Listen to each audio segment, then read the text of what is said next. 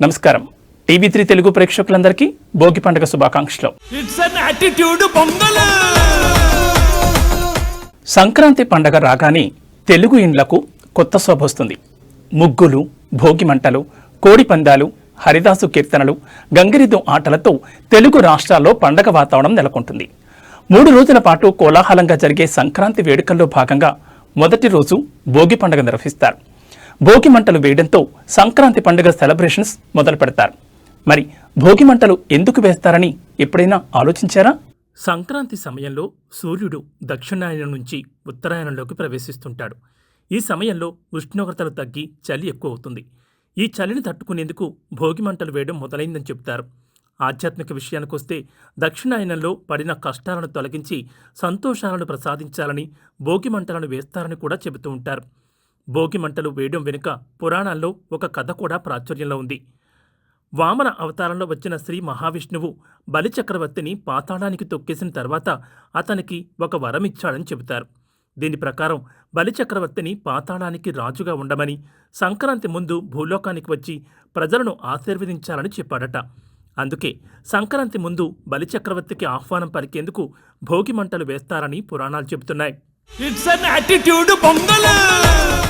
భగ అనే పదం నుంచి భోగి వచ్చిందని చెబుతూ ఉంటారు. భగ అంటే మంటలు లేదా వేడిని పుట్టించడమని అర్థం. భోగి రోజు వేసే మంటలు కూడా వెచ్చదనం కోసమని చాలామంది అనుకుంటారు. కానీ అవి కేవలం వెచ్చదనం కోసం మాత్రమే కాదు, ఆరోగ్యానికి కూడా ఎంతో మంచిది. ధనుర్మాసంలో రోగాలు వచ్చే అవకాశం ఎక్కువగా ఉంటుంది.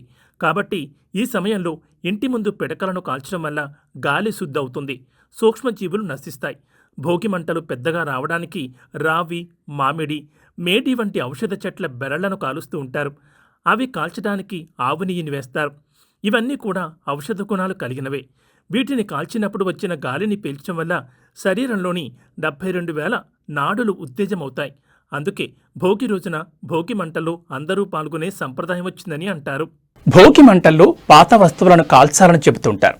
దీంతో చాలా మంది ఇంట్లో ఉన్న వస్తువులన్నింటినీ వేస్తుంటారు. మంటలు ఎక్కువగా రావాలని కొంతమంది టైర్లు, రబ్బర్, ప్లాస్టిక్ కవర్లు కాలుస్తుంటారు. ఔషధ మొక్కలకు బదులు ఇలాంటి వస్తువులను కాల్చడం వల్ల వాతావరణ కాలుష్యం మరింత పెరిగిపోతుంది. ఈ మంటల నుంచి వచ్చిన పొగను పీల్చడం వల్ల అనేక శ్వాసకోశ వ్యాధులు వచ్చే అవకాశం ఉంటుంది. కాబట్టి భోగి మంటల్లో ప్లాస్టిక్, రబ్బర్ వస్తువులను కాల్చొద్దని వైద్యులు సూచిస్తున్నారు. మరొకసారి ప్రేక్షకులందరికీ భోగి పండుగ శుభాకాంక్షలు తెలియజేస్తూ నమస్కారం.